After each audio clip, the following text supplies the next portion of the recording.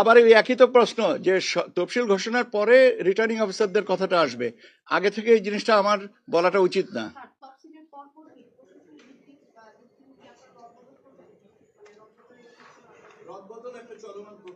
এখানে যার যতটুকু প্রয়োজন হবে তারা করবেন, সেক্ষেত্রে নির্বাচন কমিশনের সম্মতি বা প্রয়োজন অনুমতি যদি যেটা প্রাসঙ্গিক হবে তারা সেভাবে নিবেন, কিন্তু এটা তো বন্ধ করা যাবে না। প্রয়োজন ব্যাপারটা কথা হচ্ছে যে নির্বাচন কমিশনের অনুমতি সাপেক্ষে বা সম্মতি সাপেক্ষে বা পরামর্শ সাপেক্ষে সেভাবে জিনিসটা আগাবে। এখন কয়জনকে অনুমতি দেওয়া হবে আর কয়জনকে দেওয়া হবে এই ধরনের পূর্ব ধারণা রাখাটা সমীচীন নয়। আমার মনে হয় যে এখন আমার শ্রদ্ধেয় স্যারের কাছে দেওয়া উচিত, উনি বাকিটুকু বলবেন। ধন্যবাদ স্যার। Sir please. ওকে, অনেক ধন্যবাদ স্যার। আমাদের আউট অফ কান্ট্রি ভোটিং এর প্রসেস আপনারা নিজেই দেখতে পাচ্ছেন। সবচেয়ে বড় সুখবর হচ্ছে আমরা আজ পর্যন্ত এটা বন্ধ করি নাই। অনেক ধরনের ঘটনা ঘটছে যেটা সাইবার জগতে ঘটে, তারপরে আমাদের টিম আইডেন্টিফাই করা, ডিটেক্ট করা, রেসপন্ড করে এগিয়ে যাচ্ছে। আমাদের প্রত্যেক সপ্তাহে 2 দিন বিভিন্ন দেশের দূতাবাস, মিশন প্রধান বা প্রতিনিধির সাথে আমাদের মিটিং হয়। আজকেও আছে বিকাল 5:30টায়। ওখান থেকে ওনারা আমাদের যেই জিনিসটা জানিয়েছেন সেটা আমাদের গর্ব করার কথা সবার। স্বাধীনতার পর থেকে আজ পর্যন্ত প্রত্যেকটা দূতাবাসের সাথে এভাবে সমন্বয় কেউ করে নাই।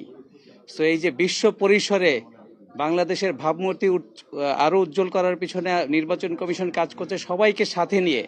সো আমাদের সব দূতাবাস, মিশন প্রধান, ডাক বিভাগ, স্ব দেশের ডাক বিভাগ, এমনকি আমাদের জেনিভাতে পার্মানেন্ট রিপ্রেজেন্টেটিভ আছেন, ওখানে ইউনিভার্সাল পোস্টাল ইউনিয়নের হেডকোয়ার্টার অবস্থিত, ওনাদের সাথেও সরাসরি সম্পর্ক। সো পুরো বিশ্বে 120টার দেশের উপরে বিভিন্ন ডিপার্টমেন্ট, সংস্থা, সবার সাথে সমন্বয় করে আমরা আগাচ্ছি।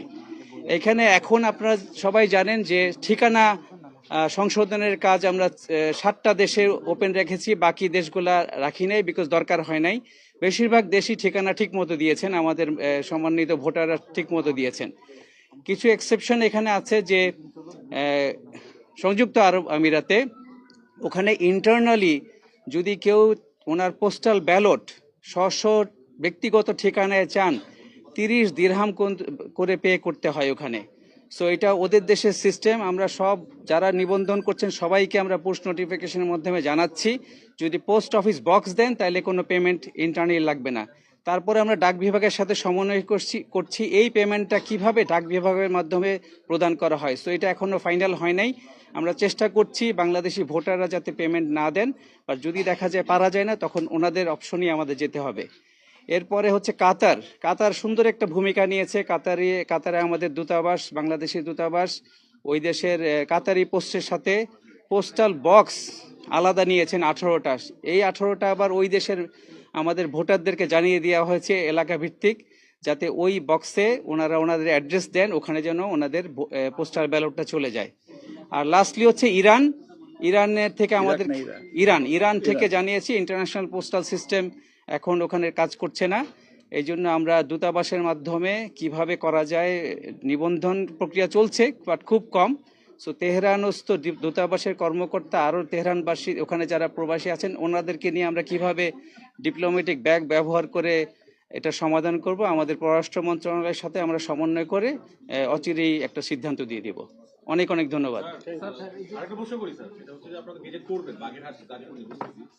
যখন আপনি ব্রিফিং করতেছেন তখন আরেকটা খবর আসছে যে ফরিদপুর 4 আসনের ভাঙ্গা উপজেলার আলগি ও হামিদ ইউনিয়নকে ফরিদপুর আসনে যুক্ত করে ইসি গেজেটকে অবৈধ ঘোষণা করেছে হাইকোর্ট।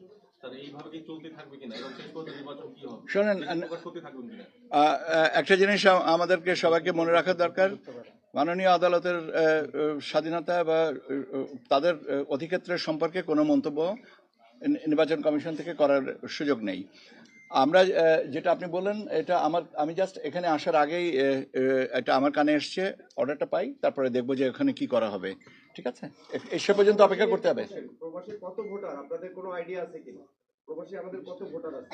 আমাদের প্রায় 13 কোটি ভোটার। প্রবাসী কত ভোটার এটার কোনো আইডিয়া আছে কিনা? কিন্তু আপনাদের টার্গেট এখন পর্যন্ত যেহেতু আমরা অনেকদিন হয়ে গেছে, কত নিবন্ধন হতে পারে টার্গেট?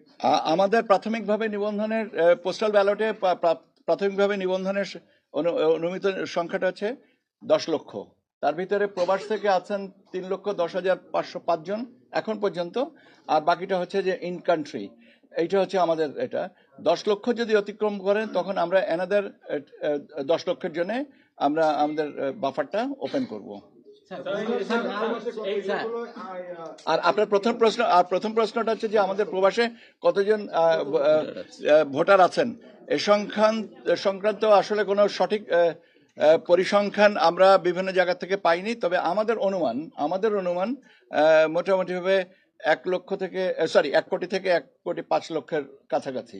এখন ব্যাপার হচ্ছে নিবন্ধন করাটা তো হচ্ছে ভোটারের ইচ্ছার উপরে নির্ভরশীল। এখন আমরা এইটার অনুমান করে রেখেছি এবং সেই কারণে আমরা 10 লক্ষ, কেননা 10 লক্ষ যদি ওপেন করলাম, 50 লক্ষ ওপেন করলাম, তাহলে আমাদের 50 লক্ষ ব্যালট প্রিন্ট করতে হবে এবং সেটা একটা অপচয় যদি হয় তাহলে সেটা নিঃসন্দেহে আপনারা তখন আমাদেরকে বলবেন আপনারা কেন হিসাব করিনি। সেই জন্য আমরা 10 লক্ষের একটা করে গ্যাপ নিয়ে আমরা করছি। নিবন্ধনে নারীর অংশগ্রহণ খুব নিবন্ধনে কম। এটা নির্ভর করে যিনি নিবন্ধন করছেন তার উপরে। এটা আমি কি করে এখান থেকে বলবো? সীমানা নিয়ে স্যার কোর্টে তো স্যার মামলা করা যায় না স্যার, এই কথাটা আপনারা বলছেন না, মানে আপনাদের স্ট্যান্ড পয়েন্ট কি তাহলে স্যার? ব্যাপার আছে যে মামলা করা যায় না, আপনি আদালতের অধিক্ষেত্র সম্পর্কে আমাকে বলতে বলছেন। আদালতের অধিক্ষেত্র সম্পর্কে বলার এখতিয়ার বোধহয় আমার নেই। আইনে এটা আদালত যদি কগনিজেন্সে নিয়ে থেকে থাকেন সেটা তো আমরা আদালতে নিশ্চয়ই বলা হচ্ছে। তারপরেও যদি আদালত সেটা বিবেচনায় না নেন তখন সেক্ষেত্রে আমাদের রায়গুলো আমাদের ক্ষমতাকে খর্ব করছে কিনা আপনি যদি বলেন তাহলে এক অর্থে এটা একটা প্রশ্নবিদ্ধ অবস্থানে আছে, সেটাও সত্যি কথা। আমরা সেটা ওনারই কথা। আমাদের প্রশ্ন আমাদের একটা প্রশ্নবিদ্ধ হচ্ছে, খর্ব আর প্রশ্নবিদ্ধের ভিতরে পার্থক্য আছে। খর্বটা হচ্ছে বাতিল আর প্রশ্নবিদ্ধ হচ্ছে কোয়েশ্চেনেবল, যেটা উইচ ক্যান বি চ্যালেঞ্জড। আপনাদেরকে ধন্যবাদ।